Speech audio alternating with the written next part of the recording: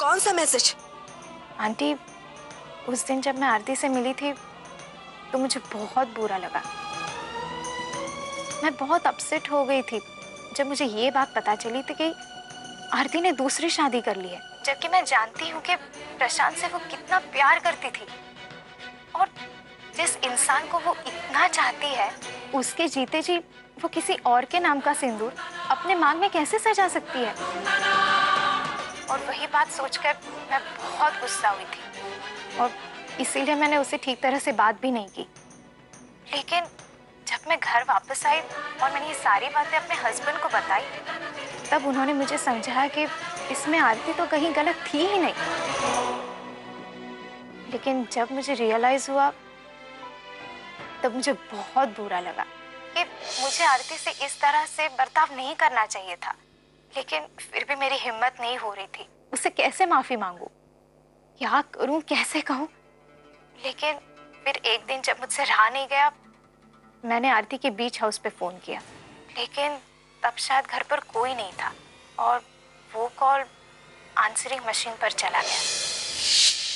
I am so sorry आरती, मैं बहुत शर्मिंदा हूँ। मैंने तुमसे उस दिन ठीक तरह से बात भी नहीं की ना, लेकिन अब लग रहा है कि तूने दूसरी शादी करके बिल्कुल सही कदम उठाया। जिस प्रशांत से मैंने ही तुझे मिलवाया था, आज उसी के लिए मेरे दिल से बददुआ निकल रही है।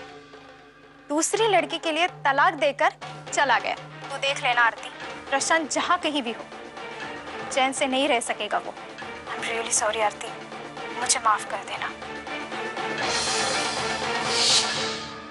आंटी, मुझे लगता है कि वो रिकॉर्डेड मैसेज यश जी ने सुन लिया होगा। आई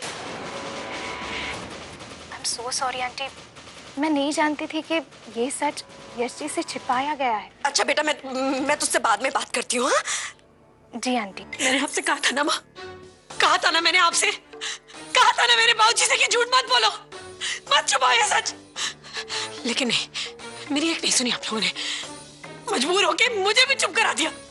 देख लेना उसका नतीजा माँ, सब बर्बाद हो गया। सब कुछ सच जाने के बाद भी उन्होंने किसी को कुछ नहीं बोला। ये उनका बड़प्पन है, इसलिए मेरा फर्ज बनता है कि मैं उनसे माफी मांगू। माँ जी, बाबूजी, विधि भाभी, सबसे माफी मांगू। अच्छा कि मैं सबको सब कुछ बता दूंगी कि मैं विधवा नहीं, तलाकशुदा हूँ। बेटा ठंडे दिमाग से काम ले। माना कि हमसे गलती हो गई है, लेकिन इसका मतलब ये नहीं कि तू चाहती नहीं। माँ, पहले ही बहुत समय बर्बाद कर चुकी हूँ मैं, अब एक पल भी बर्बाद नहीं करना चाहती। मुझे यश जी को उस परेशानी से बाहर निकालना ही होगा जिसकी वजह से वो इतना परेशान है। आरती, आरती मेरी बात सुन बेटा, आरती।